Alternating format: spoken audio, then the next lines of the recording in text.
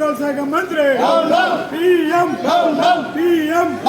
పెంచిన గ్యాస్ ధరలు తగ్గించేంత వరకు, పెంచిన డీజిల్ ధరలు తగ్గించేంత వరకు, పెంచిన పెట్రోల్ ధరలు తగ్గించేంత వరకు, పెంచిన పెట్రోల్ ధరలు తగ్గించేంత వరకు, పెంచిన గ్యాస్ ధరలు తగ్గించేంత వరకు, పెంచిన డీజిల్ ధరలు తగ్గించేంత వరకు, పెంచిన నిత్యావసర సరుకులు తగ్గించేంత వరకు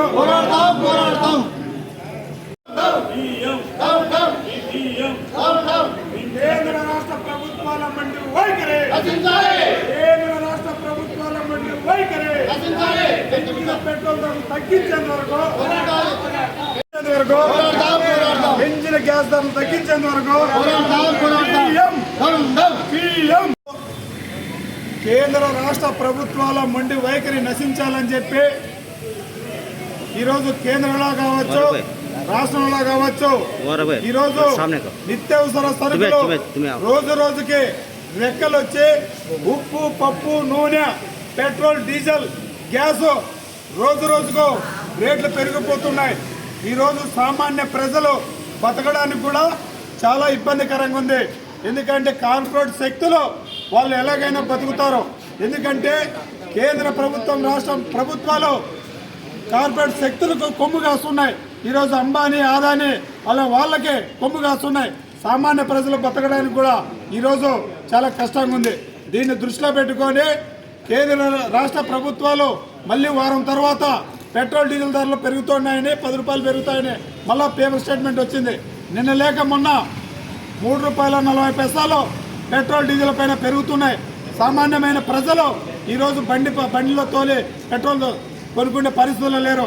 కాబట్టి కేంద్ర ప్రభుత్వానికి సూటిగా ఒక్కడే చెప్తున్నాం, పెంచిన పెట్రోల్ డీజిల్ ధరలు తగ్గించాలి, నిత్యావసర సరుకులు తగ్గించాలి, అదేవిధంగా గ్యాస్ ధరలు తగ్గించాలని చెప్పి భారత కమ్యూనిస్టు పార్టీ సిపిఐగా ఈరోజు అద్దగుండు నగ్నంతో ప్రభుత్వానికి సిగ్గుండాలని చెప్పి ఈరోజు గుండు కొట్టించుకొని ప్రభుత్వానికి సమాధానం చెప్తున్నాం.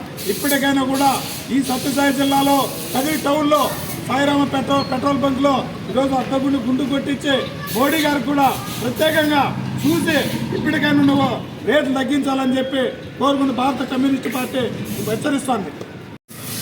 భారత కమ్యూనిస్ట్ పార్టీ సిపిఐ సత్యసాయి జిల్లా కదిరిలో మరి పెట్రోల్ డీజిల్ ధరలు మరి తగ్గించాలని చెప్పి మరి ₹3.50 ఈరోజు పెంచడం జరిగింది.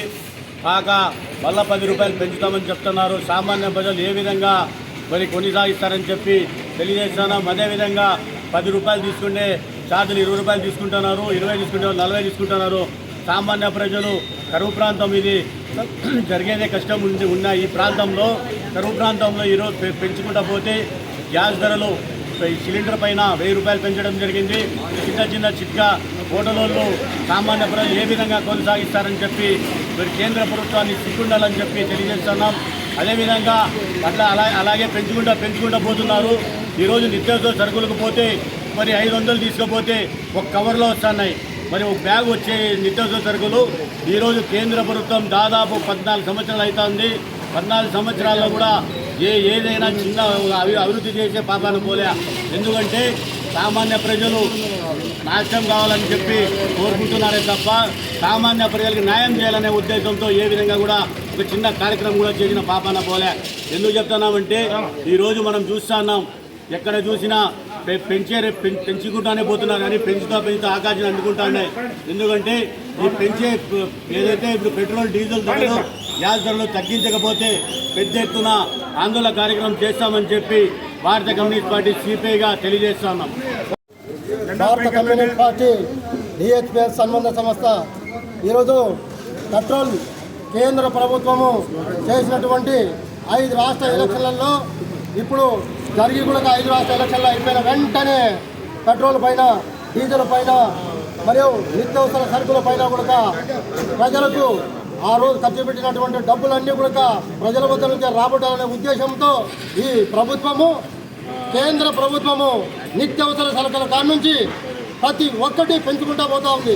సామాన్య ప్రజలు తినేదానికి తిండి కూడా దొరకపోయే పరిస్థితి సృష్టి కూడా వస్తుందని చెప్పి సిపిఐ కమ్యూనిస్టు పార్టీ పరంగా హెచ్చరిస్తున్నాం. ఇది ఇట్లే కొనసాగితే దాదాపు మన ఇండియా వైజాగ్ మొత్తం ఎక్కడికక్కడ పకడ్బందీగా బంధిస్తామని చెప్పి సిపిఐ పార్టీగా డిమాండ్ చేస్తూ ఉన్నాం.